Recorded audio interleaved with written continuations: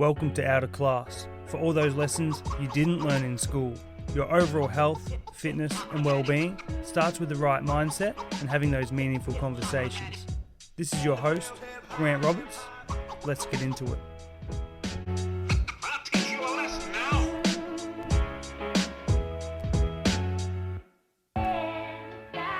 Welcome to the Outta Class Podcast. If it's your first time, welcome. If it's your second time or more, welcome back.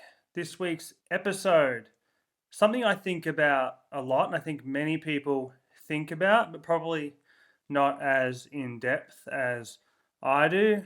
Just with, maybe it's with getting older, kind of assessing where I've been, what I've done, and where I am now. This could be an episode you might want to recommend to your kids, like your teenage kids, maybe your high school age kids, or those looking to, finish high school and are looking at career paths also. I'm just throwing that out there. They might find this beneficial. And you might find this beneficial. I actually was going to call this podcast Advice for 18-year-olds because it's probably a discussion I wish I had more of an in-depth conversation about when I was 16, 18 years old. Didn't really know what I wanted to do with my life as far as, a career and, navigating options of how I ultimately wanted to live my life. So hopefully this podcast is helpful, brings some clarity, and by sharing some of my experience also, it gives you, hope, or it puts things more in perspective for you on what might be important to you, and it might even help you make a decision going forward. I wanted to start, the reason I started with the topic of high school and high school students is because I remember when I was in high school, I didn't know what I wanted to do with life. Friends were getting apprenticeships, different schoolmates and colleagues and things were looking at university courses and things, and I just didn't know what I wanted to do. I was simply just enjoying my time at school. It probably sounds a little bit weird, but until you've worked a long time and you're in the workforce, you don't realize how good you have it at school. You just get to hang out with your friends all day. The work isn't too intense. You're just kind of learning general knowledge, and majority of the time you're just socializing and going through experience together and learning things together and just having a lot of fun. And I definitely made the most of that. I will say I had the foresight when I was in high school, from kind of year 9 up to year 12. I was really thinking to myself, I'm just going to enjoy these times at school with my friends and just make the most of it as far as having fun. Probably had too much fun at different times. Probably didn't take school as serious as maybe I should have looking back, but it's made me who I am today, and I would do it all the same again, which I'm going to talk more in depth on my experiences and things that I've kind of learnt, during my journey, and hopefully it helps you. A little bit of research. I always do a little bit of digging into percentages and research, and this kind of makes sense when I looked at it. As far as high school students, about 60 to 70% say they have a career occupation in mind when surveyed. So they're already thinking about the possibility of careers or jobs they might like to do or paths they might like to take. But with that, 30 to 40% of teenagers are uncertain about what career they want. So they're thinking about careers and everything, but they're not exactly sure what they want to do or if it's the right path. And despite many high school students naming careers, most graduates of high school don't feel truly prepared to make career decisions, which I couldn't agree with more. Recent surveys found a majority lacked confidence in their post-graduation plans, and around 75% said they were only moderately or slightly or not at all prepared to make college or career decisions. Now, that totally makes sense to me with what I was saying at the start of this podcast. I was in that 75% of people, but it didn't feel like that at the time. I felt like I was an anomaly. Anomaly. I felt like I was an outcast. I'll use a better word I can pronounce.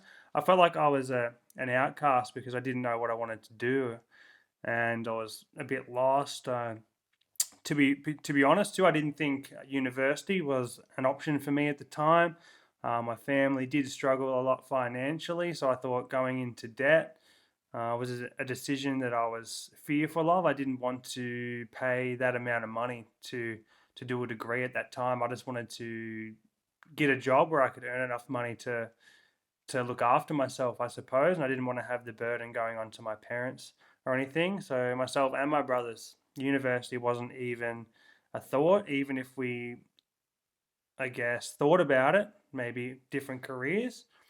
It wasn't really an option, so we kind of gravitated more towards other work fields and workforces and careers, which I'll talk about. Okay, sorry if you hear me slurping on my coffee again. If you're just listening, apologies. If you're watching, you obviously can see me doing that. A few more stats. Roughly 2/3, 60 to 70% of high school students say they know what career they'd like to pursue, but many are not confident, like I said, in their choice.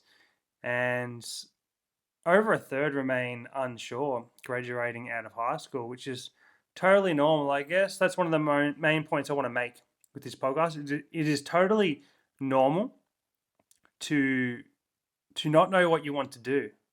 So many different careers out there, so many options. It can be very overwhelming. Not only that, you've got influences from your peers, maybe your parents, trying to give you ideas or suggestions on what you should be doing and what the best path is for you. And that can just add stress and add pressure to making a decision. And as this podcast is titled, it can make you almost like a victim of what social expectations are. You kind of get a view of what people expect you to do, and you try and meet them. You try and meet those expectations and fit in with society's normalities, I suppose.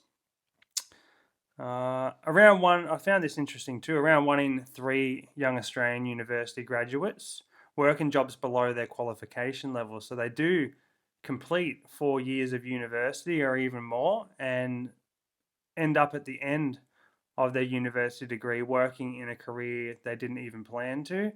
And a lot of the time, something that is a lot less pay than what they were intending on being paid for the career that they were aiming for. They end up in a whole different job and career, which we'll go into what happens as a result of that, as far as career paths and things go.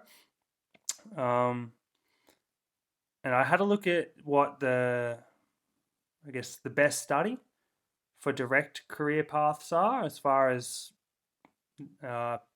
far as the chances of getting a job in what you're studying and following that career, and also the least direct career path. So the least direct career paths are fine arts and philosophy, those kind of, I guess, outer niche industries where you can have expertise in them, but they're not really higher paying jobs. They're more academic type jobs where you attain a lot of knowledge on history or art, like I said, and books and history, but you're not really being able to apply that to a skill set that's going to give you financial security. It's not in high demand like some of these other jobs, which are the best for direct career paths. Careers like medicine, nursing, healthcare, and engineering. Obviously, those first three I said are in the allied health or health industry. If you look at the current statistics of the health status of the general population, it's very concerning, and it's understandable that these career paths will be much needed and rewarded financially for those going into those career paths. So dentists, doctors, nurses. Myself, this just kind of happened, which I'll talk about later on. But even my job is in high demand, being a clinical nutritionist, heading towards a dietetic background, allied health, and chronic illness prevention is what I would say is my career path, working as a personal trainer, a gym manager also. But it wasn't always the way. And maybe I'm a little bit lucky in some ways because I made my decisions a little bit later. And I think I did things the right way, even though I would. And I think everybody feels this way. They feel like they should be further ahead in their careers and in their life and things they want to tick off. A lot of the time, you have to go through the journey, you have to go through experiences to learn what you don't want to do to get to where you want to be and what you want to do, which I'll touch on a little bit more. Now, also, I did some digging on job satisfaction. So this probably correlates with people getting their degrees, doing it 4 years of study or whatever it may be, where it might even be an apprenticeship or it might be doing a TAFE course. It doesn't have to be university. So I don't want to just pigeonhole that path, but it could be doing a diploma or doing some kind of higher education, I would say. In that, roughly half of workers are not satisfied or psychologically they are disconnected from their jobs, which is a crazy statistic and very concerning and very sad from my point of view, just thinking about the amount of people in jobs doing things they're not satisfied with, they're disengaged from, they're not happy with. When you think about the amount of time we spend at work versus at home with our families or doing things that we want to do, if you're sad in your job, then that means the majority of your life you are sad and unhappy and stressed. And from my point of view, that just isn't the way we should be living our life. I think it's a very sad statistic there. I don't want it to be all doom and gloom, but I did have to put that statistic in there. Only about 20% of the employees worldwide are engaged in their work, and that could just be because they have to concentrate. They could be in a high risk job. They could be external pressures keeping them focused on their jobs and their work. But like I said, 80% were not engaged or actively disengaged. And this doesn't mean that, I shouldn't say that this means they hate their job. It just means they're not emotionally invested in their work, which I think is still a very concerning factor and statistic there, that people are doing a lot of jobs that they just couldn't care less for.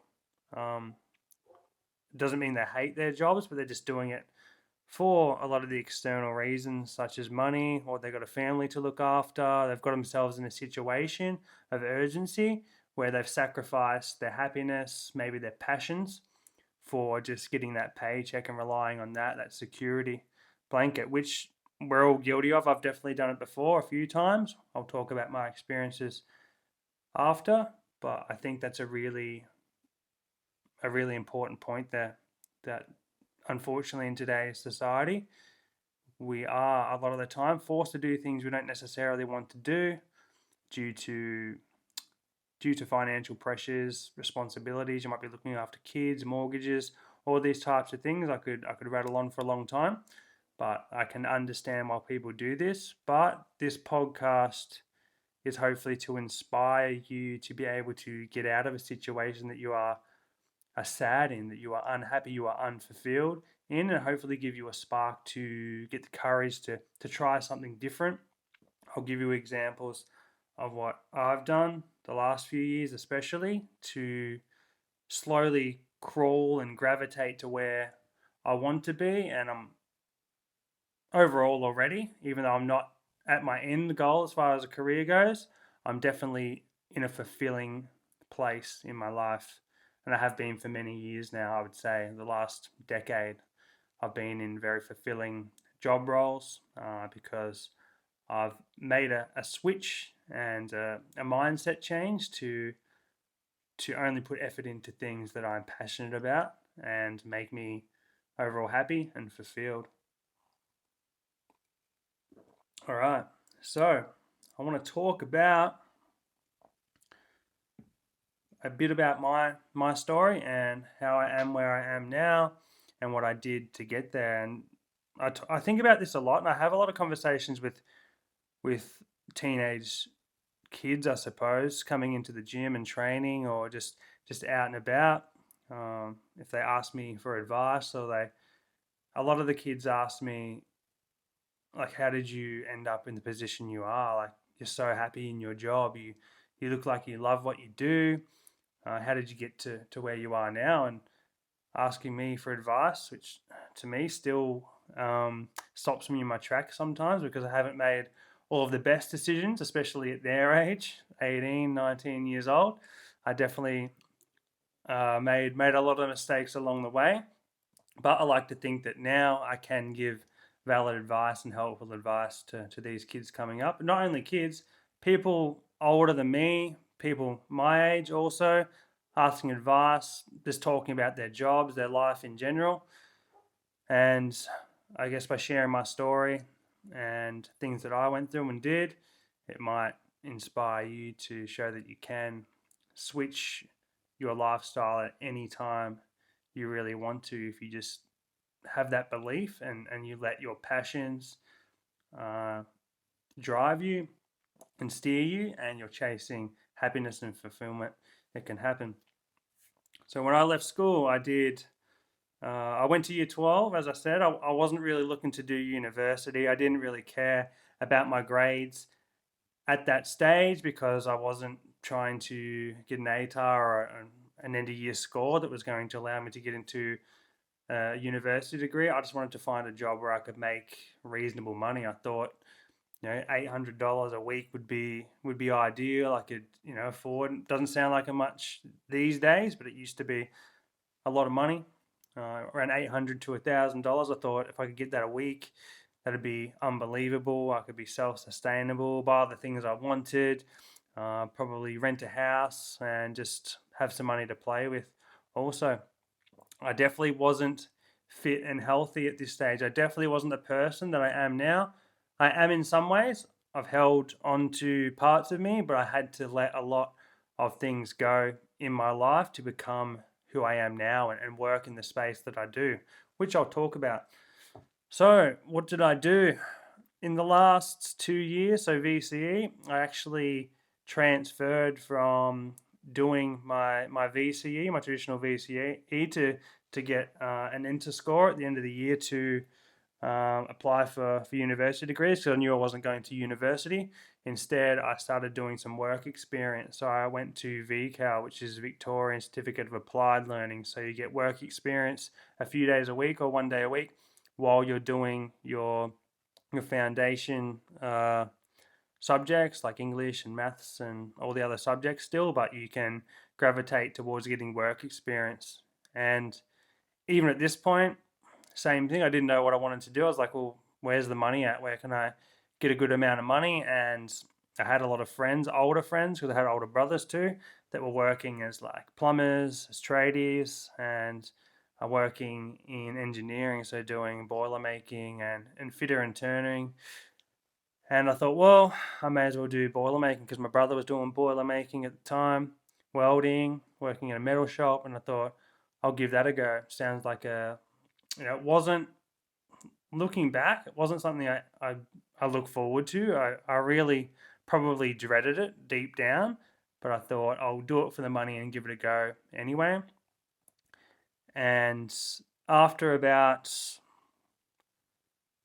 2 months, only 2 months working, getting some work experience as a boilermaker, I was like, this isn't for me. I don't want to spend my life doing this, even though no amount of money doing this is going to make me happy doing this type of work. And I know people out there, everybody's different. There's boilermakers out there that love their job, they love welding, they love putting things together and using those skills, working for a big company or a factory, and welding, big structures and different projects, and or they might be in the mines earning heaps of money. But for me, I was like, I couldn't think of anything worse. Not only that, it didn't really inspire me, or it didn't really align with the person that I felt like I wanted to be. It didn't fulfill me. I wasn't passionate about it. I didn't really care about it. It just not only that it wasn't inspiring, I looked at a lot of the people. I tend to have, I feel like I have a bit of a elevated foresight when I look at what I want to do with my life and decisions I'm making. I try and think long term a lot of the time. I was quite impulsive in saying that as a teenager. I did make some mistakes, didn't think ahead, as young males do a lot of the time. We make decisions quickly, and a lot of the time they turn out to be regretful decisions. Wrong side of the law, I'll say, just quickly, and probably doing things that I'd be ashamed of now in some ways. Again, learned from those lessons, so I wouldn't change them, but I definitely overpowered the impulsive decisions a lot of the time and had my foresight in check for how I wanted my life to be, and what it aligned with my thoughts, my feelings, and what I wanted to do. So, as I was saying, I looked at some of the older men that were working in these jobs, the guys that have been there maybe 20, 25 years or so, going to the same workshop every single day, doing the same sort of jobs, and they didn't look happy. They looked withered away. They looked unhealthy. They just looked depressed and tired and almost like they'd given up on their dreams, and they were just waiting for the day that they could retire, just ticking off the days and just counting down the days till they retired in this shed, dark, cold, dirty work. From my perspective, I was like, all right, how am I going to turn out if I do this job? What am I going to be like? And I was looking around. The classic saying is you become who you surround yourself with the most. I was like, I don't want to be like this. I don't want to look like that guy. I don't want to look as depressed as him.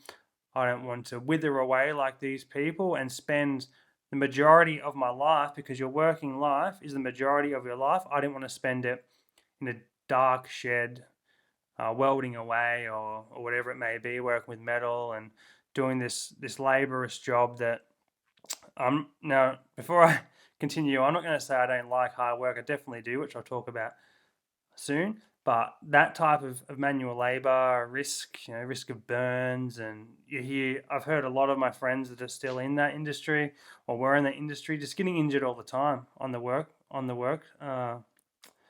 what's it called? On the work site, like getting burns, cutting open hands, crushing their fingers, their feet, all these types of things. It is a high risk job also, and I didn't think it would pan out well for me. Imagine hating your job, and then you already hate your job, and then you get injured from that work. Like it injures you, and it affects your whole life.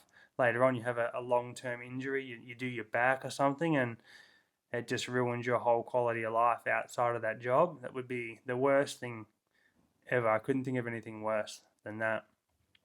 So it didn't take me long. I felt like the cards kind of fell in my favor, because while I was doing this job, I ended up getting a hand injury playing football, and I broke my hand. And obviously, I couldn't do this job to its full capability. And I remember the manager of that workplace at the time giving me a call, and this was only a week into having broken. I broke my hand, and I obviously couldn't go to work. I let my manager know that I wouldn't be able to come in for a little while unless they could put me on light duties. Obviously, what am I going to do with a broken hand? I'm not going to be able to weld, not going to be able to lift things and move things. There's not much you can do in a job like that. And I got the sense of there was no empathy there. There was no care that I'd actually broken my hand or injured myself. They basically didn't ask how I was when they called. I think I was only off for 2 weeks, and hand was still basically in a cast. It was wrapped up, couldn't do much on it. And after about 2 weeks, and I wasn't working full time, I should say, at this stage. I was only doing 2 days a week, I think. He rang me up, didn't ask how my hand was or anything. He just said, "Oh, I'm just calling to let you know, just a reminder that you already owe me, a certain amount of hours of work since you've been off, and we need to get you back to work now, because it's not going to look good later on if we want to put you on as like an apprentice, a full-time apprentice, and get you qualified. If you're missing this much work already, it just doesn't look good. So we need you back in the next couple of weeks before you miss out on these hours, and you have to do these hours unpaid. And I was thinking, it just really showed me how in those type of roles you just become a statistic. In a lot of ways you become a number, and the empathy or the thought and care for people tends to go by the wayside. And it's not about looking after people, the people that are actually doing the work for your business and helping you succeed are just another number. You are very replaceable, and it's only the black and white, the numbers that matter. It doesn't matter about how you feel or what your quality of life is like, and most importantly, it doesn't care if they don't care if you're happy or not. They just want the job done. They want to look good, and they want to climb that ladder also. And they probably have a bit of a power trip too, talking down to people that are less qualified and probably desperate for work. It's not a good place to be in. And I said to myself, I basically made my mind up straight away. I was like, this is a good chance for me just to say, you know what, fuck it, I'm not going to do it anymore. I'm not going to get talked to like this, and I'm not going to do it while doing something I hate either. Why am I going to put up with something like this? If I hate the job and I'm getting talked to like this and feel worthless, then why am I going to stick to something like this? And I remember I was getting a little bit upset because my mum was excited when I got this pre-apprenticeship. She was really excited because she thought, oh, he has some direction. He's got a job that's secure. And I remember how proud she was when I got the apprenticeship and I was working. I did it all on my own, I guess, off my own back. I went and organised it and got it all sorted. But I had to go and have the conversation with my mum and tell her, you know what, I don't want to do this anymore. This isn't how, like I just said before, this isn't how I envision my life to be. I'm not passionate about it. It's making me really unhappy. I don't feel good about it. And I remember walking into my mum at the time and telling her, and with tears in my eyes, I was like, I'm going to quit this pre-apprenticeship. It's not for me. I don't want to do it. I don't want to do something that doesn't make me happy. And this might be a lesson to other parents out there. My mum, my beautiful, amazing mum, could see how unhappy I was, could see how upset I was, and she fully supported me. She said, look, that is the last thing I want for you in your life. If you are not happy, if it's making you this upset and it's making you worried, then quit. Just find something else. You just go and try something else, and you'll find your way out. She wasn't worried at all, and it was one of the best days of my life. It just took all this pressure off me. It just made me feel really good, and it gave me that understanding and the empathy I needed at the time. And a really good message there from my mum that I've held forever was just chasing things that actually make you happy and make you fulfilled and make you look forward to getting up in the morning and going and doing it. I never let that feeling sway. In saying that, my second job after that was a bit more enjoyable. I just started getting into my fitness also. So I started eating a little bit healthier, learning about nutrition and getting into the gym. I wasn't in the gym at that stage. I was working out at home, but got in really good shape, as I've discussed before, doing a home workout program. And then I ended up getting a job in landscaping and labouring on the Great Southwest Walk down in Southwest Victoria, working for a builder, and would go out and we would prepare the walking tracks. We'd build stairs and bridges and steps and just maintain the Great Southwest Walk for walkers. That was one of my favourite jobs, to be honest. So, like I said, I'm not shy of hard work. I do like hands-on jobs. The best thing about this job was it was a different location all the time. Even though it was outside, it could get cold at times. A lot of the time it was beautiful. It was on the coast. It had scenery. And the boss was an amazing guy, just super laid back, didn't put too much pressure on me and my other worker that I was working with to do jobs. He taught us a lot of different jobs, but he just had us doing the things he knew we could do, and he'd give us the initiative to learn and learn things too. And there's still like bridges and steps and things out on the Great Southwest Walk that I I helped build, and it's always a rewarding feeling going back and seeing those things. And at that stage as well, obviously, I was getting super fit, super healthy. So that type of job, very physical job, I actually really enjoyed. Got a good sweat up. I remember carrying big buckets of like sand and dirt up and down these stairs we were building, and just moving around. And you'd also see people from all different parts of the world walking on this walk from different countries to see that part of the country, and you get to talking to them, and that probably inspired me a little bit to want to travel, which I ended up doing later on. I'm not going to give my life story, but I'll try and keep it to this specific topic. But I did end up traveling overseas and working and living overseas after having conversations with different tourists that were coming and using these walks. Just quickly too, and people that know me know I did this too. I also did a koala catching job after this job at one stage for 2 years, I think.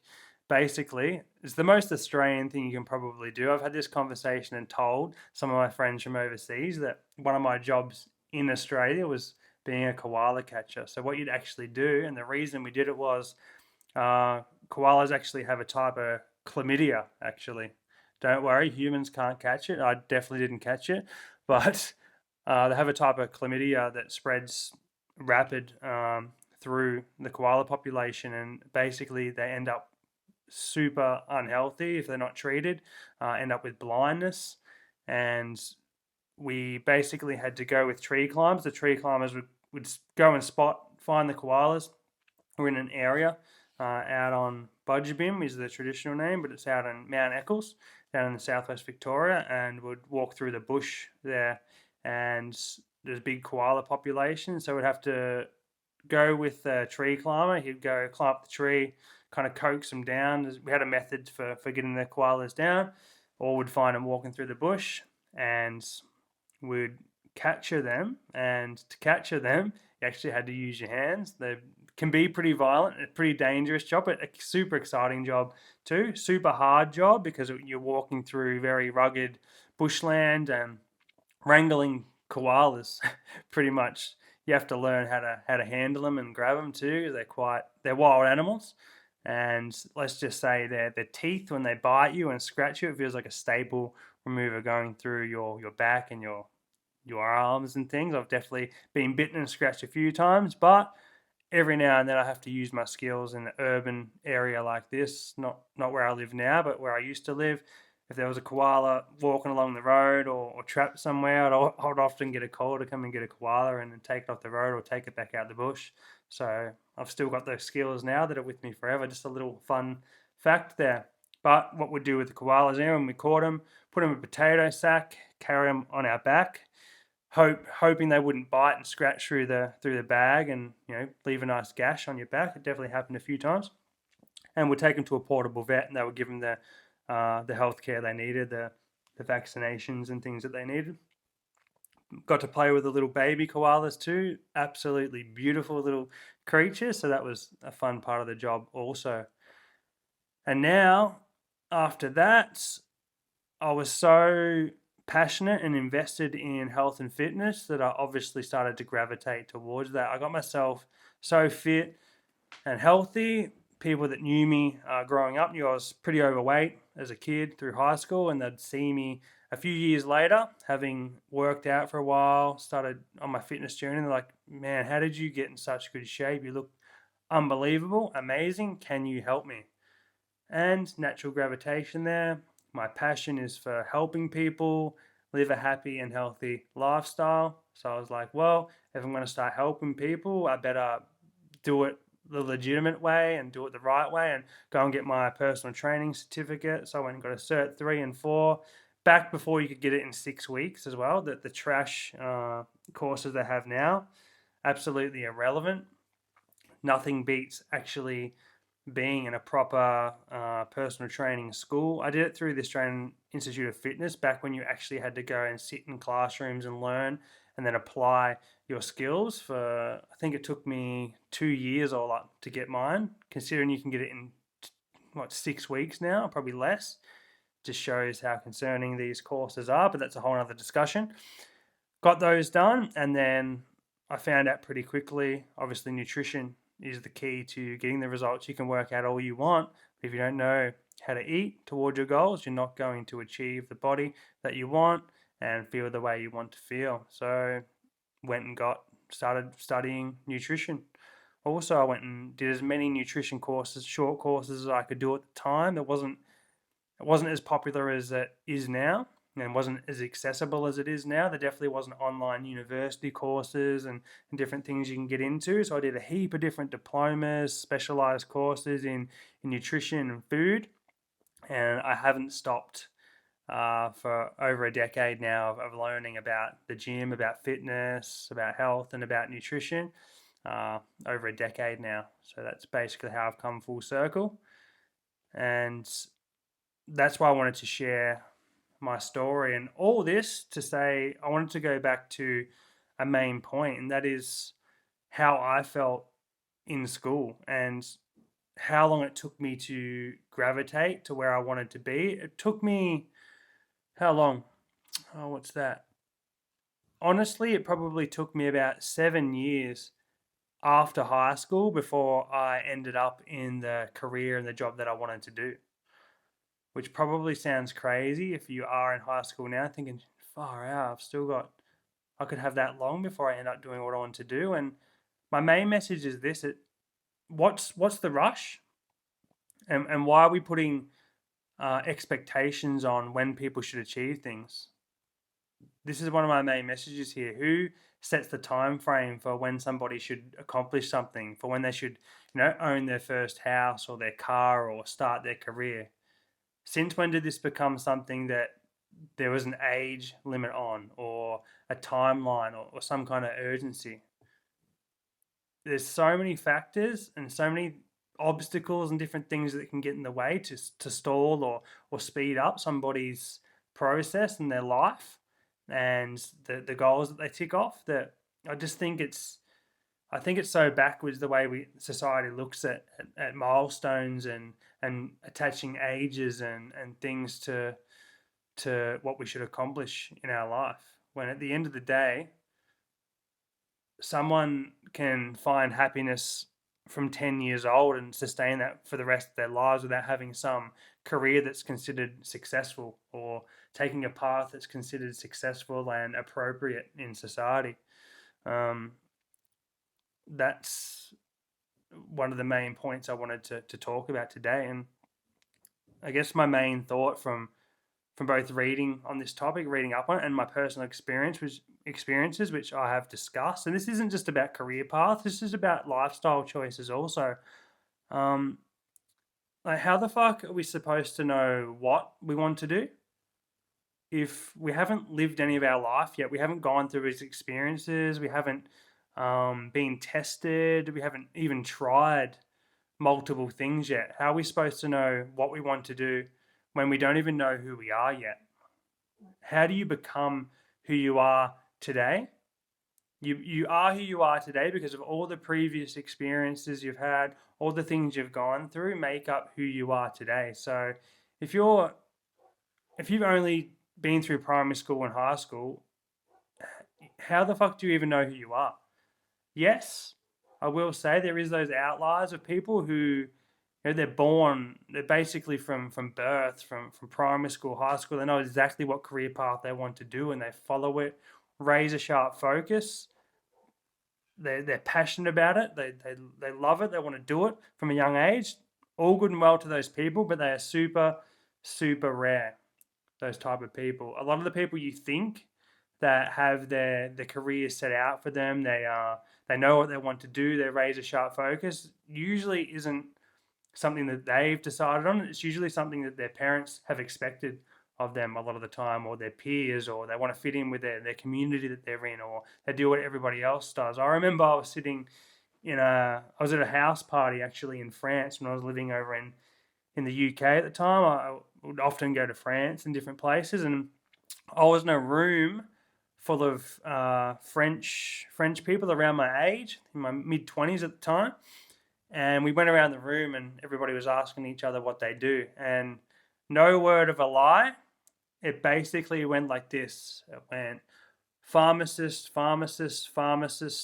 doctor, somebody in a law firm, pharmacists, lawyer, and then I think another doctor. So basically, everybody in that room, there was about 30 people in the room, had the same career, had the same career path, same expectations, and obviously that type of role in France is super popular. They have a lot of pharmacies over there. If you haven't been over there, I don't know what it is, but they all study medicine, and I guess it could be a type of expectation to take a career path, or a normal kind of career path for them would be in medicine. And as I said before, it's a very as far as having a clear career path, a direct career path, it's obviously a good option in France and Europe overall. There was a few engineers there too, and I did list that on the list of best studies for a direct career path. So keeping that in mind, and it got to me, I was like, well, I'm a freelance personal trainer at this stage.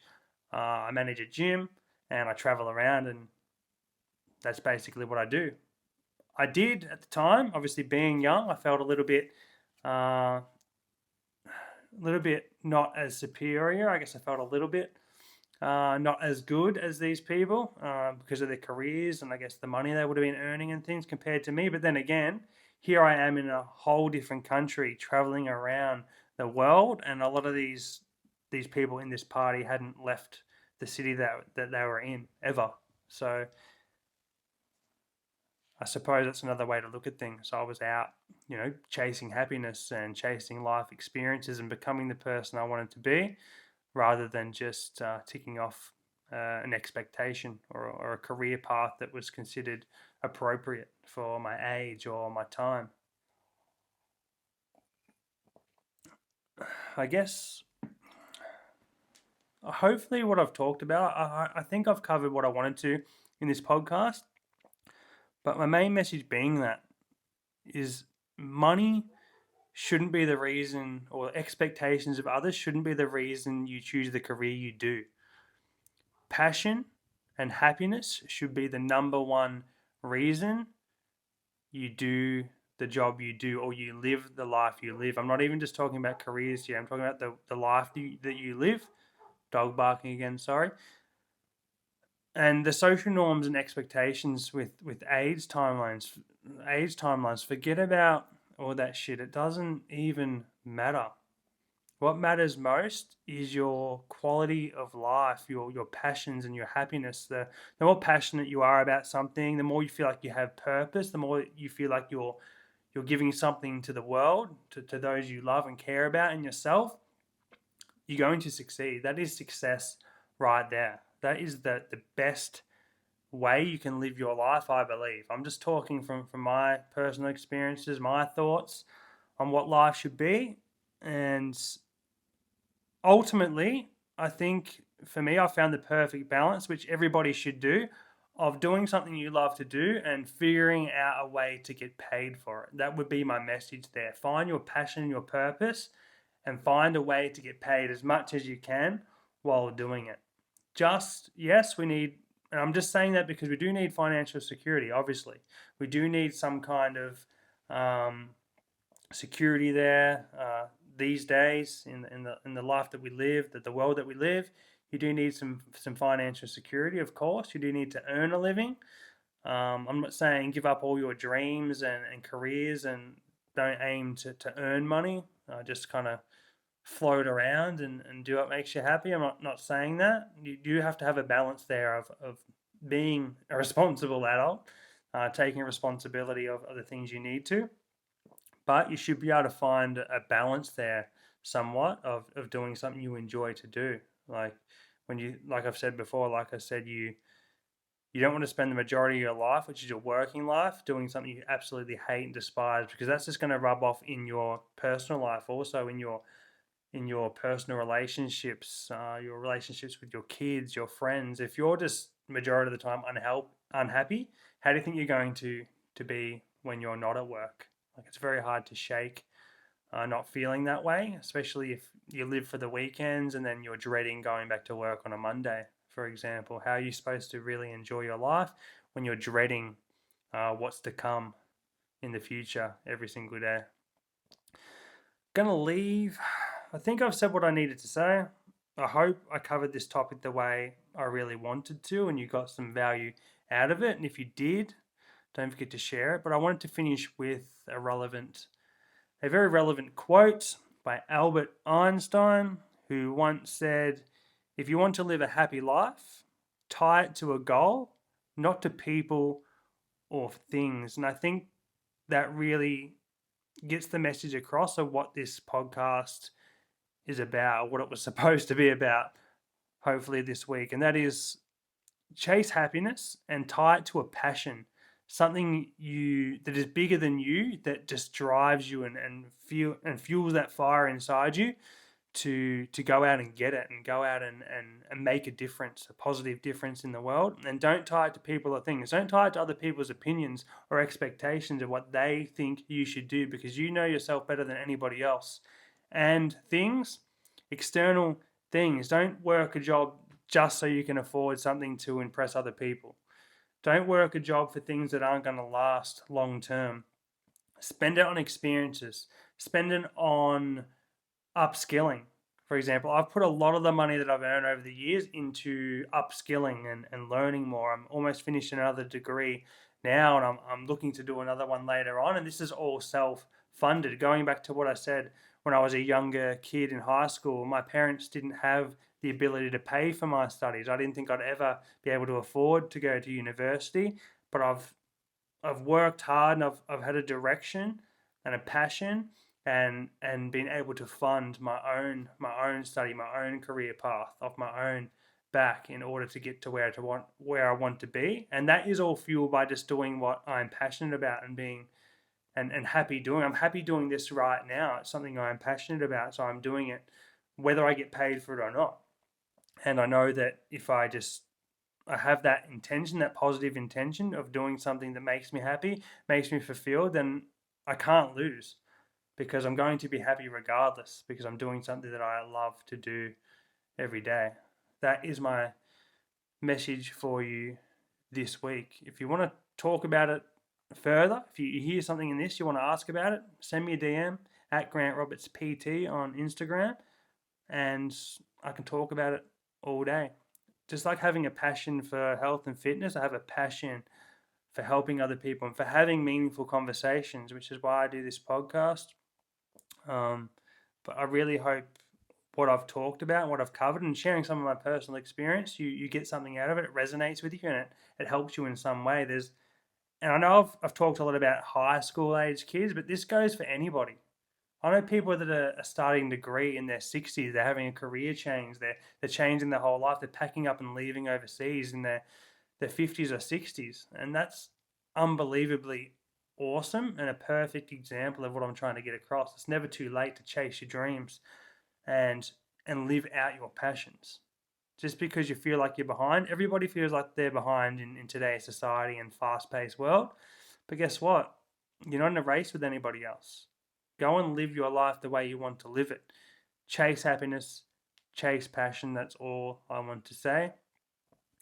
And I'm going to wrap it up there before I continue on saying the same thing over and over again. Anyway, as always, if you enjoyed this podcast, like, subscribe to my YouTube channel, to my Spotify. If you did enjoy this podcast, found it helpful, tag me, share it on your story on Instagram at Grant Roberts PT, and I'll see you in the next episode. Take care. See you soon. Thanks for listening. If you enjoyed today's podcast and found it helpful, share it on your Instagram story, and don't forget to tag me at Grant Roberts PT.